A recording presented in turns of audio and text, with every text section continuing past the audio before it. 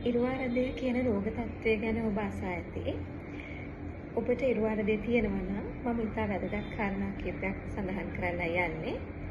ඔබ ඉරුවාරදය තියෙන කෙනෙක් නම් ඒට ඖෂධ පාවිච්චි කරන කෙනෙක් නම් ඉතාම වැදගත් ඔබ දිනපොතක් පාවිච්චි කරන එක ඉරුවාරදය සම්බන්ධයෙන්. මේ දිනපොතක් පාවිච්චි කිරීම වැදගත්කම තමයි ඉරුවාරදය අපිට හැදෙන්න උත්තේජකයක් ගොඩක් වෙලාවට තියෙනවා. ඒ ප්‍රධාන උත්තේජක කිහිපයක් මම සඳහන් කරොත් මානසික ආතතිය ඊටාම ප්‍රබල උත්තේජකයක්. ඒ වගේම නිදි වැරීම, බඩගිනි සිටීම මේ වගේ උත්තේජක තියෙනවා. ඒ වගේම අපි පාවිච්චි කරන සමහර ඖෂධ වලුත් ඉරුවාරදය උත්තේජනය වීමේ හැකියාව තියෙනවා. එතකොට මේ උත්තේජකය ඔබට බලපාන උත්තේජකය කුමක්ද කියලා හොයා ගන්න ක්‍රමයක් තමයි ඔබ දිනපොතක් පාවිච්චි කිරීම.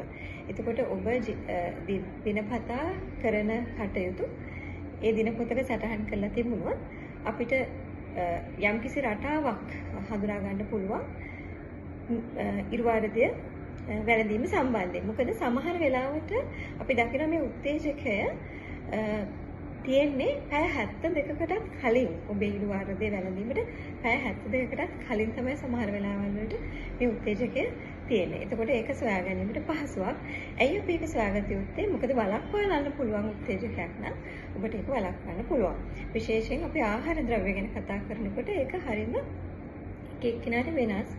සමහර කෙනෙකුට සමහර ආහාරයක් උත්තේජකයක් වෙන්න පුළුවන් ඉරුවාරදය හැදෙන්න. සමහර කෙනෙකුට එය නොවෙන්නට පුළුවන්. ඒ නිසා ඒක ඉතාම වැදගත්. මීට අමතරව ඉතාම වැදගත් ඔබ ඉතාම හොඳ සෞඛ්‍ය සම්පන්න ජීවන රටාවකට හුරු වෙනවා නම් ඉරුවාරදය තියෙන කෙනෙක් නම් මේකේ වැදගත්ම අංශ වෙන්නේ සුවනින්දක් ලබා ගැනීම ඉතාම වැදගත්. මොකද නිදි වැරීම උත්තේජකයක් වෙන නිසා මිග්‍රේන් එහෙම නැත්නම් ඉරුවාරදය හැදෙන්න. එතකොට පැය 7ක් 9:00 අතර නිින්දක් එක කෙනෙක්ට වෙනස් වෙනවා. ඒ වෙලාව ඔබට අවශ්‍ය නිින්ද සුවනින්ද ලබා ගැනීම වැදගත්. ඒ වගේම නිරාහාරව සිටීම තරම්ම උචිත නැහැ.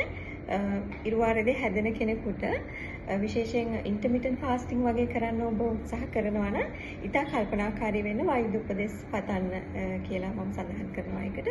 එතකොට ශරීරයේ ග්ලූකෝස් මට්ටම ඇත්තටම බලපානවා මිග්‍රේන් උත්තේජනය වෙන්න. එතකොට නිරාහාරව සිටීම සමහර කෙනෙකුට උත්තේජකයක් වෙන්න පුළුවන්. ඒ වගේම ආහාර වර්ග මම ඉස්සෙල්ලා සඳහන් කරා වගේ ඒක එක එක්කෙනාට වෙනිකයි. නමුත් අපි හැමෝටම හොඳයි අල්ට්‍රා ප්‍රොසෙස් ෆුඩ්ස් සකස් කරන ලද ආහාර වලින් අයින් වෙලා ස්වභාවික මිනිමලි ප්‍රොසෙස් ෆුඩ් කියන ඉතාම සෞඛ්‍ය සම්පන්න එළවලු පළතුරු අඩංගු ආහාර වේලකට යන එක ඉතාම වැදගත්.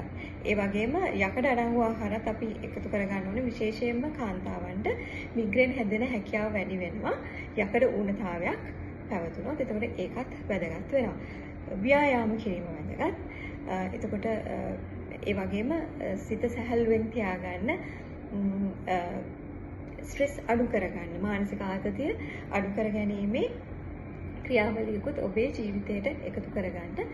ඉතින් මේවා ඔබට මිග්‍රේන් හැදෙන කෙනෙක් නම් මම හිතනවා ඊටම වැදගත්. තවත් දෙයක් මට කියන්න ඕනේ තමයි ශරීරයේ විජලනය වීම වළක්වලා හොඳ හයිඩ්‍රේෂන් එකක් පවත්වා ගැනීමත් වැදගත් වෙනවා ඉරුවාරදය වළක්වා ගැනීම සඳහා.